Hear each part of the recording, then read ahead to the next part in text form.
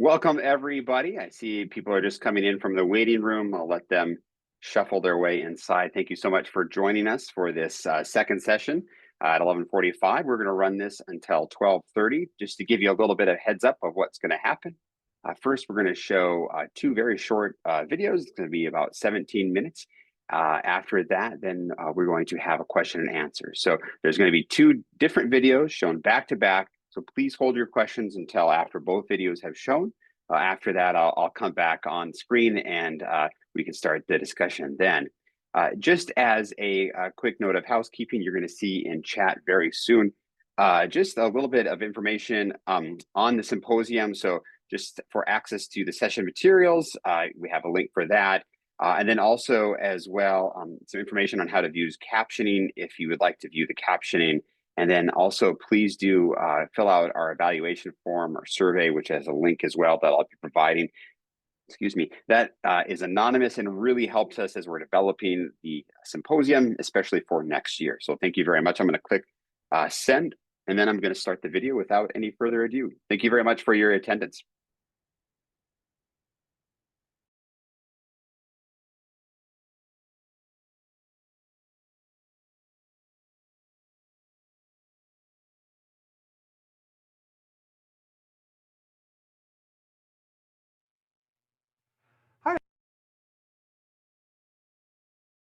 Hi, everyone. I'm Chris Peters from the School of Nursing, and Renee, what's all that stuff in front of you? Oh, there we go. Oh, that's better. I'm Renee Scampini from the Zilber College of Public Health, and we're here to talk about CETO Lightboard. We want to help you illuminate your students to use Lightboard and increase engagement. And Lightboard is just, oh God, we did it again. There, it's all in front of you. Oh, that's better. We'll talk about some of these formatting things in your PowerPoint slides so they actually show up in a good way.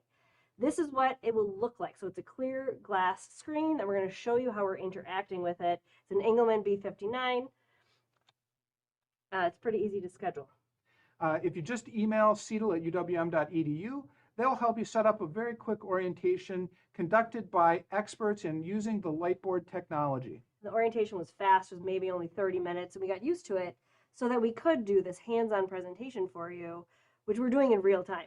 We just learned this today, so you'll see it's actually pretty easy. Oh man, except for that there you kind go of again. Stuff. Yeah. You know, we've become accustomed to using fancy graphics and slides, which are terrific in regular presentation, but in Lightboard, you are the content. You're marking up your presentation in real time, and in order to do that, you kind of need white text on a black background. Yeah, and you can see it's pretty easy to write on, and I'm not magic or anything. It just automatically flips it for you. So you can write like you would normally, and then the screen will shift. It allows your audience to read it correctly. So we're going to use the Lightboard technology to give you a demonstration. Renee and I realized that we both talk to students who struggle with a lot of the same APA problems. So you can see here, this is a content slide that I would have in an APA lecture. It's 18-point font. It would look pretty good projected in a regular classroom, but it's a little too small here on the Lightboard. If I want to interact and mark up that text, it's too small to do that. If I want to tell students that they don't need to label the introduction at the beginning of their paper, it's a little hard to read. By moving to 36-point font, it's much easier to read and interact with. You don't need to tell me that it's your introduction. It's the intro paragraph. I know. And they all do, though. So this is helpful for them to come back to and say, oh, I don't have to write it, introduction. And we're going to test out some other things in this Stream Deck. It's pretty easy to use. I'm not all that tech savvy, and you'll see that I can swap out pretty easily as I would, going between monitors in a classroom. So picture-in-picture is a different format. This allows the narrator to talk about a larger image on the main screen. It's projected in full definition. It's very easy to clear. Let's talk about school spirit. Renee, which one of these Panthers do you like best? Panther Pride. I love the one with the flag on the back corner because it's kind of old school. Boy, I really like the old Panther up in front with kind of the sassy look on his face. He's just daring you not to pick him as the best Panther. As you can see, our markup is staying in the picture-in-picture frame. We can't reach out of this box in order to mark on the main image. That's one of the limitations of picture-in-picture. But I'll bet it would be really good for showing students a website. Oh my goodness, as if you read my mind. So you'll see we have our slides pulled up in a browser, and so it's actually really easy to pop over to other things. So we're going to go right to the UWM Libraries website. I'm actually going to switch the picture-in-picture to the other side. And I orient my students here all the time because I want them to use it. I want them to use our awesome resources like the research guides that are discipline specific. Do you have one for public health, Renee? I do, yeah. So I point them to, so we can see we're here, go all the way down, we can scroll, and I can show them, and then they can come back to this. So we'll see that there are in every single discipline. There's one for nursing that we can pop out if we want to open. There's one for public health that we can pop out. So if the two of us were in a classroom doing all of this and we wanted to show them across disciplines how to use that, that's what it would look like. But I'll just open the nursing one again so Chris can give a little explanation of how he would use this. So I would direct students to this page so that they would have a one-stop shop to be able to locate all of their scholarly databases and be able to be put in contact with UWM's Health Sciences Research Librarian, Will White. Too. Yeah, Will's the best. We really appreciate it. And our students use it. So they now feel more comfortable being able to go to this to say, okay, who did you want me to go talk to for my research help? And then we'll switch back over to the presentation. And you'll see, and we're going to show you that you can actually pause some of this stuff. So do a quick pause.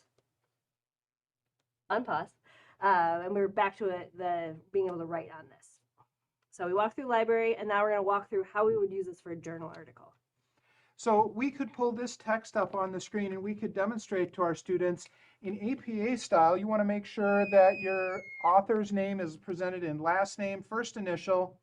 And the other stuff, yeah, I love the DOI, pointing out that that's the only thing that should be there. Plus, I talk about titles all the time because they conflate, like they put the italics in the wrong spot. So we can use this to actually show where we would do the right thing. I also use it to show the wrong thing. So we can cut this out. I get the permalink all the time. And it can be really frustrating because they don't know that this is what was actually imported into their citation manager. This is the link that was open, and they think that this is correct. And so I try to then show how this is not the correct thing to use instead of the DOI. The other thing that I get all the time is EBSCO. So they think EBSCO would be the journal title and not the place, the host where it's living. And they think that this link is correct. And I understand why, but then I can use this to, again, pop back out and pop over to where I would find it in the library. So I could find that article, show the PDF, because I actually think that's the easiest place to be able to Extract. And we're back. So I can show them where I would use that and be able to find that PDF and then pull that open and actually use it. Oh, you see, these aren't always great. So Chris, what would you use from this screenshot? It's something that you couldn't do with two people, but what might you show them? Well, I think what you might do is you might move this over to the other side of the screen. Yep, totally. And then when I step out of shot, you can draw arrows. Yeah, that's perfect. Pointing them. Exactly. So from a PDF, I think it's the easiest place to find the title, the DOI, the article title, and all of that other stuff, so they don't get lost in a website, which is so easy to do. We're going to flip it back. So now we'll conclude with some of the lessons that we've learned. And you'll see there's a little bit of residual. It's because we're going a little bit fast, but oh man, we did it there again. There you go. We're in love with those pictures. Remember that when you're presenting in Lightboard, you are the interactive image. Yeah. Another thing we wanted to talk about is our clothing. I'm in like a darkish gray, so that's helpful. I can still write in front of it, so darker, but not black. Otherwise, I look like a disembodied head. And because you can write in front of the markers, and the markers will show up on your thing. But notice I'm a little wrinkly. That would probably drive me crazy. So you don't want to get to campus and be frustrated and have to go home. So just think about that kind of stuff ahead of time. You also want to give consideration to colors. You want them to not be black to blend into the background. You want there to be somewhat contrast. But if they're too white, it blots out the text. So you want to be able to move around like you would in a normal classroom. What else? Oh, we talked about this already. So justification, where you're going to move stuff matters to where you want to stand. Some lighter text colors can help, but if you're going to use it to mark up, I wouldn't pick the orange. We liked the white the most. Anything else? You may want to put your device into dark mode. That may help you easier have a white text on a black background. Yeah, totally. And there's dimmer switches. You can change some of the coloring and stuff like that, or the lighting in here. So if the colors are off, that can also help you. So in conclusion, we found that Lightboard was easy to use with a little bit of practice. We loved that we can actually like interact as colleagues. That engagement shows it's not just talking to your students, but talking to each other. That engagement matters, but you can do that with your students if it's just you there. But we paired up. And we highly recommend playing with this as a friend. Yeah. Thank you so much for listening to our talk today. I was thinking it would be fun to have. Okay, I think I paused it already. Quick PS here, we wanted to show you what it looks like when you are behind the screen. So you'll see a couple of screens in front of you, including looking at what the audience sees. We kept a stopwatch on that top one so we stayed on time. Our first video was 23 minutes. So we wanted to be able to hone that in. And then what you're actually presenting is a third monitor. Sometimes it got a little stuck toggling between things, but don't worry, Seedle is there to help. If you are getting stuck, there's a pause button on the Stream Deck. We left those in so you could kind of see what that would look like. It's not too choppy. Make sure you're projecting towards the camera. A couple times I noticed when I turned to the side, my voice would drop off. And I also wanted to show how easy this was, or how quick this was to do. We did this in 2 takes. We were okay with leaving some of the mistakes in. So if you're pickier, you'd want to do a little bit of editing, which is why I also added these little videos. I used Clipchamp, and Seedle has a great session on how to do that. We linked that out, and it was, again, no more than another hour for me to trim some of the video, add these couple of pieces in, and record this. So it's very, very doable. We want to welcome you to our presentation on using infographics to promote collaborative learning and reflective practice in nursing education. Our objectives include describe infographics, types, and design process, identify ways to include infographics in their courses, and determine techniques to enhance the infographic structure, accuracy, and depth. Infographics, the power of visual communication, which according to the research is where 80% of the learning takes place in a visual representation, commonly used to communicate complex information in a clear and concise manner, utilizing symbols, images, maps, graphics, and charts, can be an effective tool to convey a significant concept, big ideas, or emphasize a particular point. Reason infographics were implemented was to give the students an alternative to a written paper, and which they described a vulnerable population and health indicators addressed in Healthy People 2030, address the impact of the policy from Healthy People 2030, and elaborate the state and/or national health initiatives addressing the health issue, assist students to simplify complex ideas, reduce student burdens, foster collaborative relationships, and enhance reflective learning. This is an example taken from Healthy People 2030 and the use of infographics on disparities in physical activity rates by age groups and the highest to the lowest, just to give you one visual picture. This is the example of how infographics were used in healthcare to present health indicators of population in the Healthy People 2030.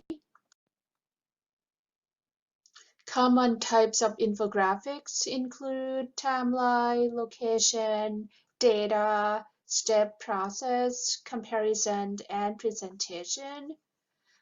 Location infographic may have GPS built into it. Data infographic can be used to present health statistics. Comparison infographics such as steroid versus non-steroid pain medication. Here's another example here of ways to include infographics. We compared both the graduate nursing students and the undergraduate students.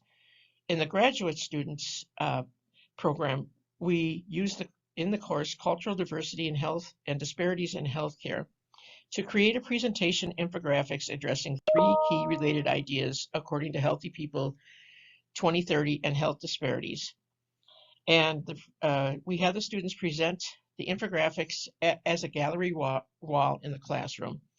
And then we took that to the next step where we discussed the infographics presentations, student-led with a question and answer setting. And then a reflection was followed up on the infographics presentation in a written form from a student perspective.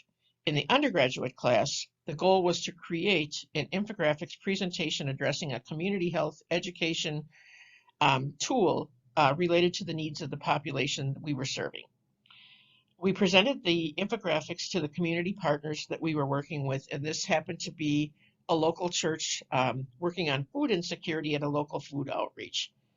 We discussed the infographics presentation was student-led with a question and answer to the community partners, and then evaluations were conducted on the infographics presentation by the community partners. This is an example of student products. On the left side, it's from graduate student, and on the right side is from undergraduate student. Here's our examples of student reflection on infographic. I found the design process engaging as it allowed me to translate complex information into a visually appealing and accessible format. However, condensing intricate details into a concise layout while maintaining clarity and accuracy was more demanding than anticipated.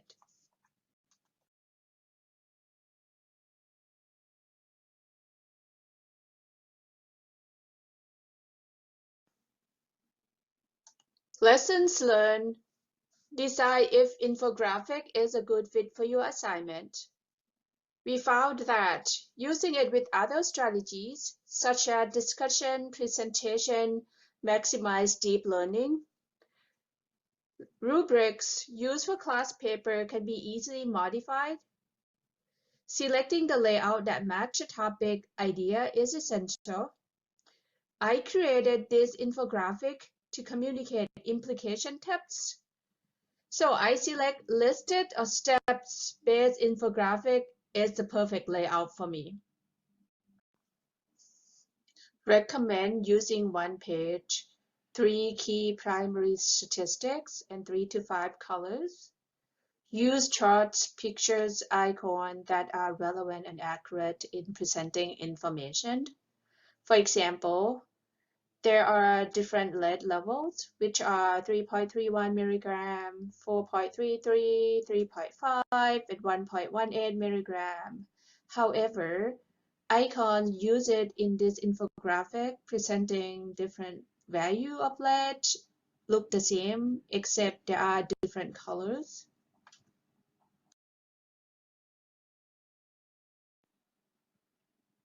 Various websites such as Microsoft, Canva, Infogram provide free infographic templates. Pay attention to accuracy of information presented in there. For example, in here, in Wisconsin and nationally, teen birth rates continue to decline. It has an icon showing 66% down. It is unclear that the 66% decline is national birth rate or Wisconsin birth rate. Here are references. Thank you for joining our presentation. My name is Vipavee Thongpriwan. My colleague is Renee. We are from the School of Nursing.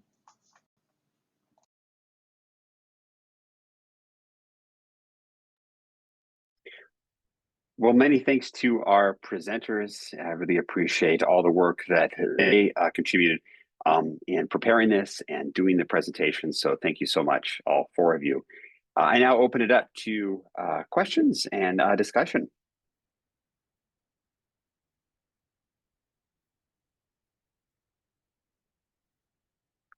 And you can feel free to raise your hand or just start talking as well. Sarah Refugeni.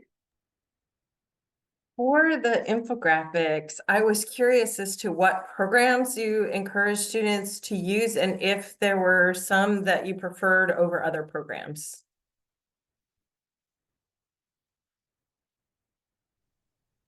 I would have to say,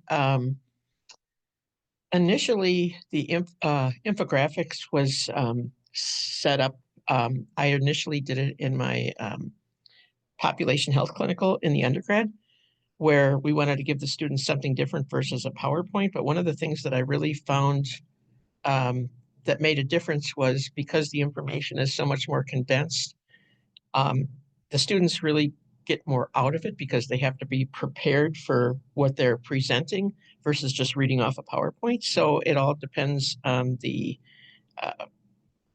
course, but for that, and it worked. And also the style that we did in the health disparities and cultural diversity class too, we had the resources to be able to give a great visual picture in the classroom and then allow time for discussions with the different presentations. And even a couple of them did the same topic, but it definitely left room for further reflection and discussion.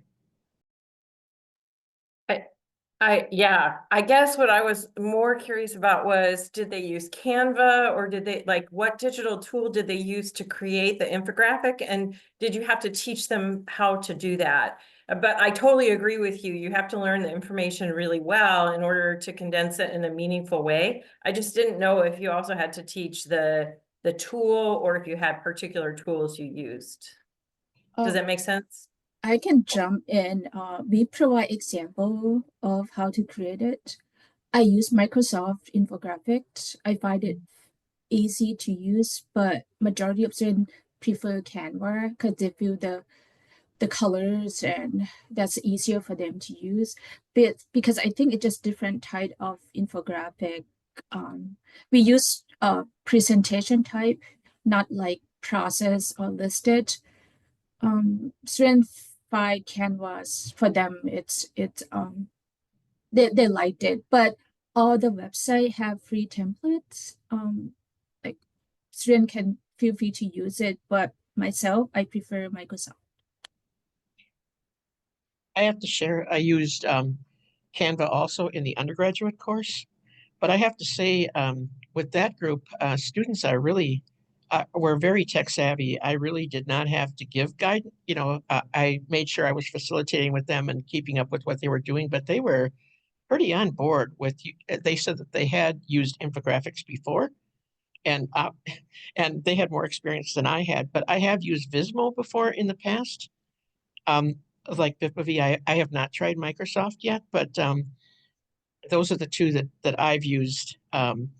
In my experience, but it does take it's like putting a puzzle piece together. It was something that I had to learn, but again, I found that some students in the graduate course had a little bit more challenge where some were really more experienced with it. So it one size definitely didn't fit all. Thank you.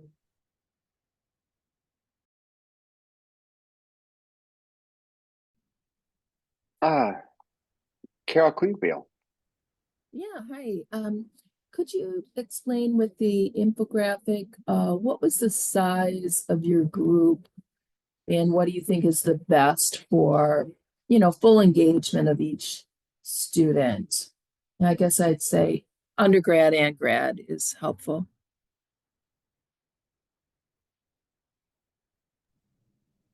In our 726 course, we had 45 students. So what we did is we alternated that with our simulation activity. So we had half the group.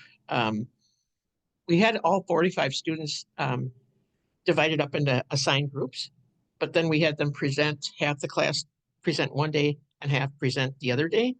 So, and then in my undergraduate course, I had a total of 8 students, but again, because the focus was different, to our community partners, I think that was probably enough, but it all depends on the course and what the objectives are. So hope that helps. How many students per infographic is maybe what? Just a background. We inherited the course from this class.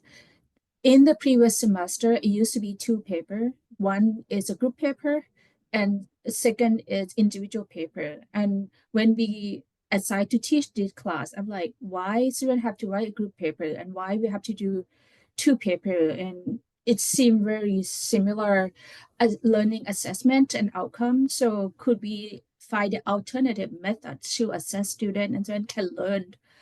It's as exactly the same or even better. So that's why we land into infographic. So it's a group of 3 students creating infographic. In the past, also a group of 3 students write a paper. So I found that first student asked, what is infographic? They don't know what it is.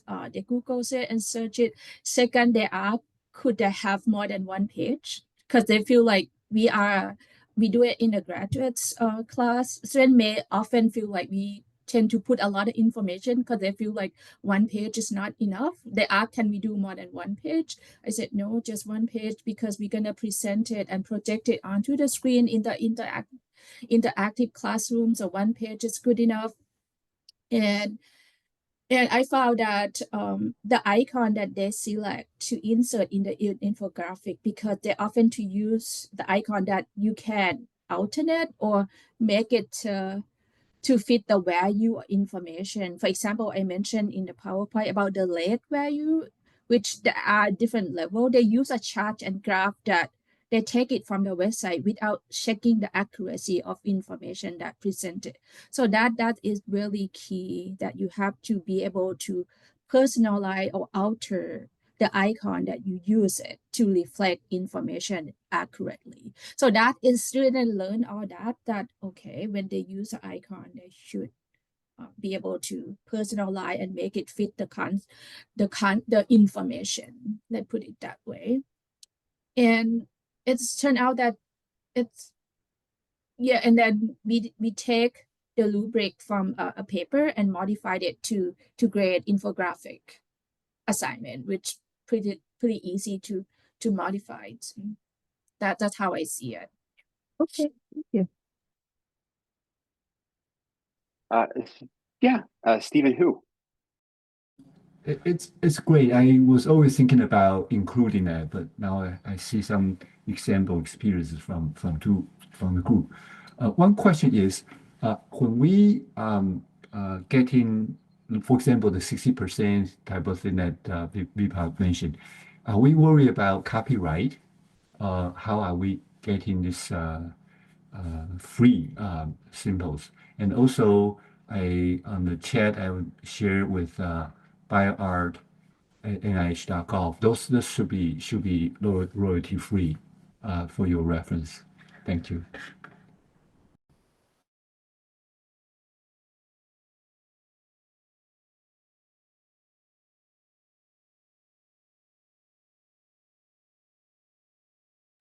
Vipavee, your microphone's not on. Sorry.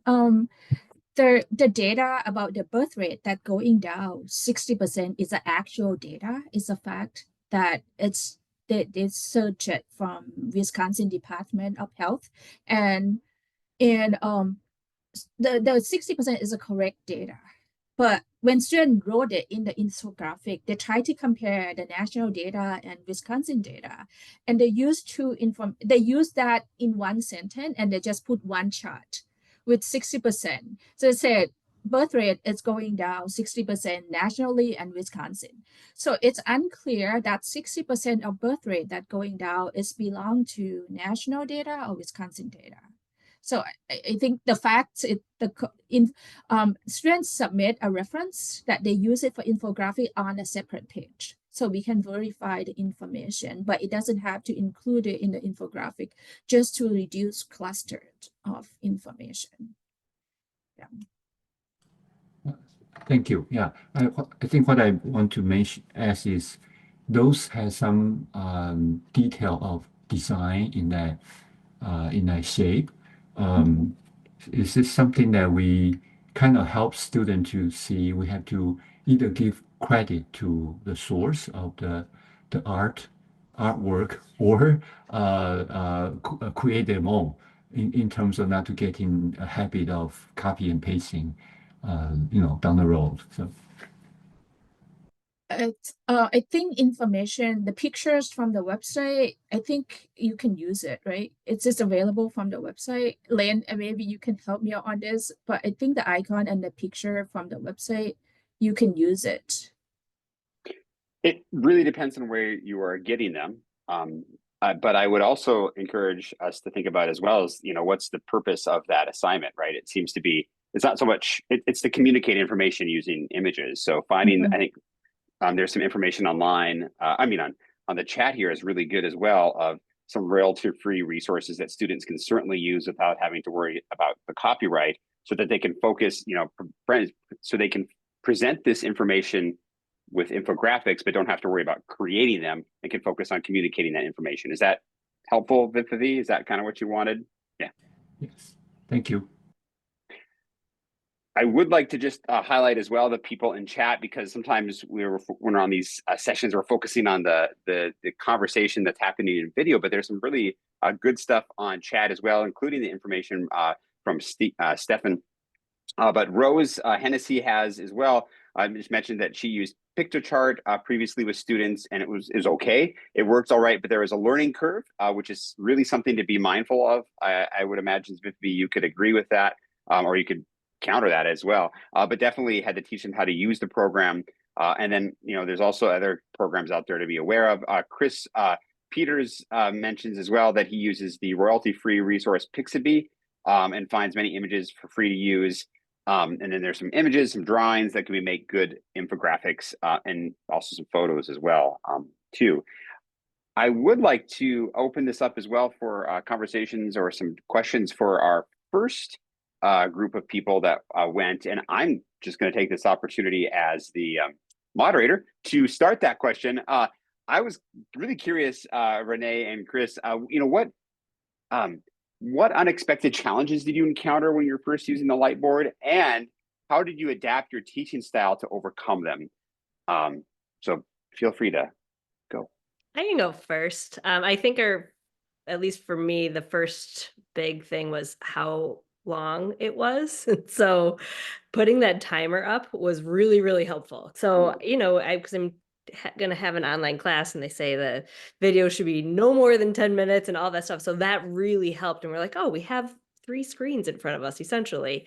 So I think Chris's idea was like, oh, it's because we were like, should we set our camera here? And we're like, oh, duh, put on Google and put on a timer. And it's right there. So that was that. And then I did notice I talked faster. So I think there's a bit of a learning curve there, but I do talk really fast in my in-person classroom. And then my online classrooms, I don't. And so I'm sure there would be a bit of a balance there, but I'll open it up for Chris. I'm sure he has plenty to say as well. I think one of the unexpected challenges, and we sort of alluded to it in the presentation, but I personally try to use lots of really engaging photos that somehow enrich the content that I'm presenting on a slide in a classroom. And when you're using the Lightboard, you are that enriching content. And it takes a little bit of a change in your thinking. So that was the first thing. The second thing was that while you're using it, you have to think about composition in the same way that you'd think about the composition of a slide that you'd be presenting, but remembering that you're living, moving, breathing content within that. So for example, you saw Renee and I sort of put some text across our faces and then move it off to the side. You need to be thinking about where you're standing in the shot relative to your text.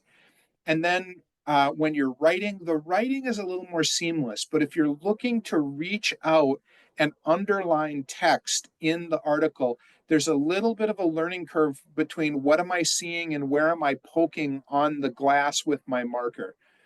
A little bit of practice really helped us become more proficient. It was remarkable how quickly Renee and I really picked up those skills.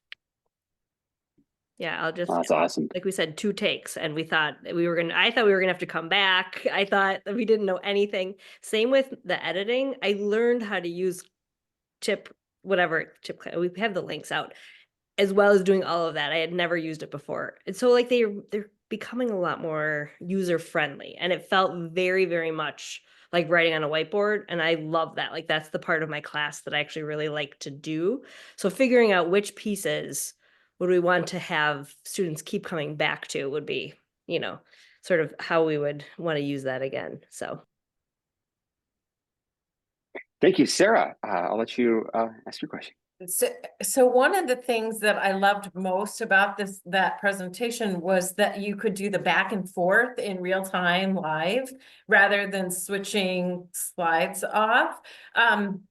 Have you made any plans to do team teaching of any of the content between the two of you or with other peers that might be worth recording on the Lightboard? I was just curious how you think you might use it in the future. I'd like to jump in here and say that Renee and I are from different schools. She's from Zilber School of Public Health. I'm from the School of Nursing. Our content overlaps a little bit, but one of the things that we realized right away that we both teach to our students is APA. And our students, as we were talking, we realized they had many of the same struggles and the same questions that we answered over and over and over again. We could do collaboratively, and we use that as our example in this, and I'm hoping that we can create some content for our courses in the future. Yeah, I would second that. The APA, I can see like exactly how I do that with just like a sort of voiceover screen share, and it's not as good as if Chris and I were going back and forth and we're saying, oh, what's wrong with the DOI number? What's right about that? Or what's wrong with me just pointing to the database and actually being able to talk? Because that was my favorite part too, was us interacting. I thought it was really, really helpful. Yeah, just that natural conversation going back and forth. That was really cool. And I really liked as well that it wasn't just spot like perfect. It was like a conversation. And sometimes you're like, oh, and then you'd laugh about that. It was, that again adds to that engaging. It's not just something that's just quicker to get that information out, but you could really see the personalities of both of you shine through. That was awesome. I have a question on the text from Rose S. Honestly, how long did it take you to learn how to edit your videos proficiently?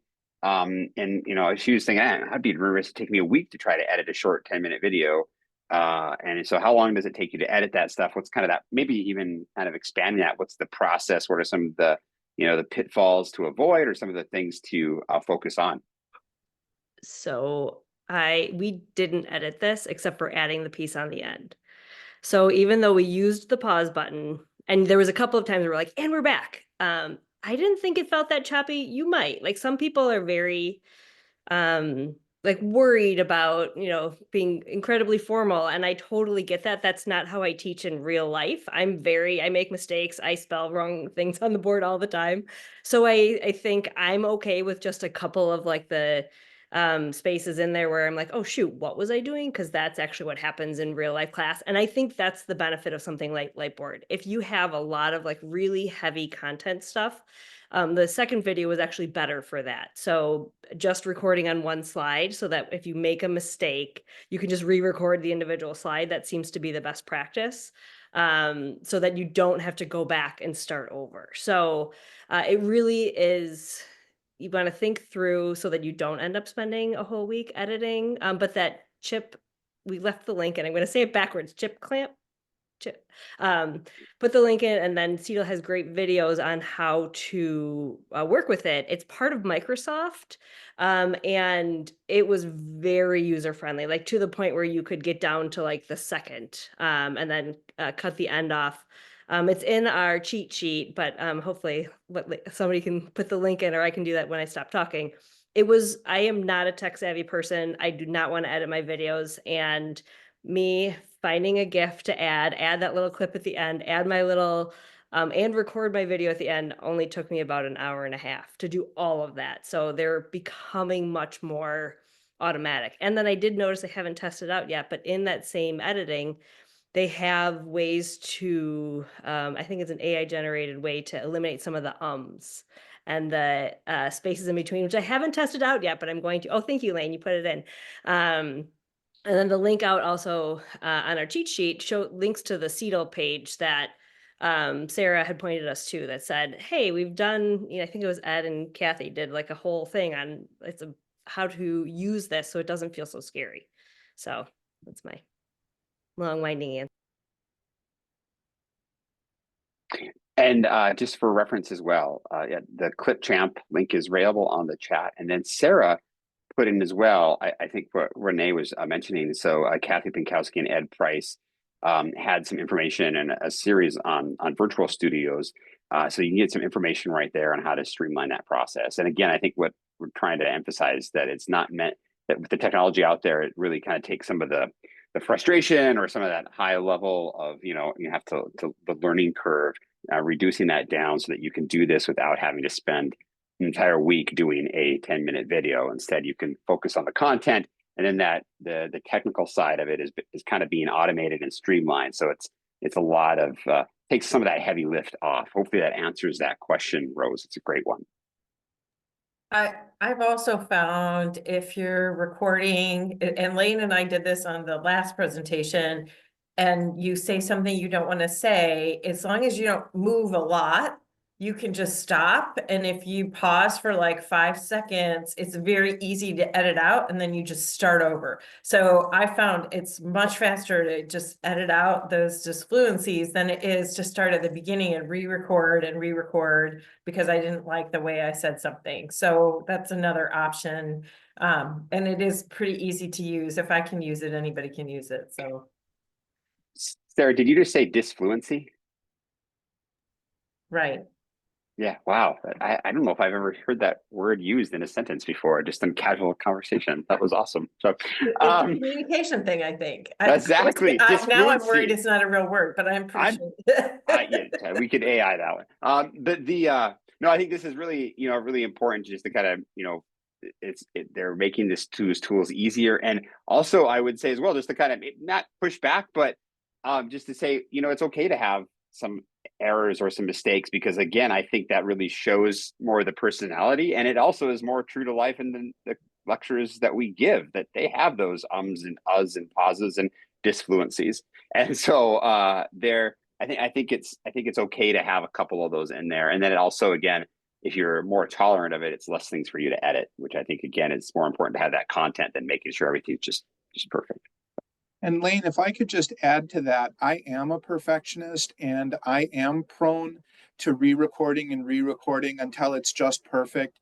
And I just want to make this plug for working with a peer. It was so great to work with Renee, because she really helped me have a much more natural flow in the interaction between the two of us.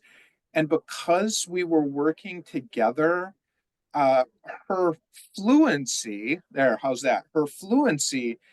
helped me overcome some of my own perfectionism. So it's another plug for working together. Awesome. Well, thank you everybody for this really great session. I really enjoy learning about the Lightboard and also about the infographics as well. So I applaud all of our presenters. Thank you so much for all your hard work. I also thank you, the attendees, for your great questions, your great comments. Really appreciate that. And thank you again. We're going to be going off into the next session, I believe, very shortly. And so please check out the Teaching and Learning Symposium website. Also, please do consider filling out the survey as well. We really appreciate that. Have a great rest of your day, a great survey, and a great start of your semester. Take care, everybody. Bye.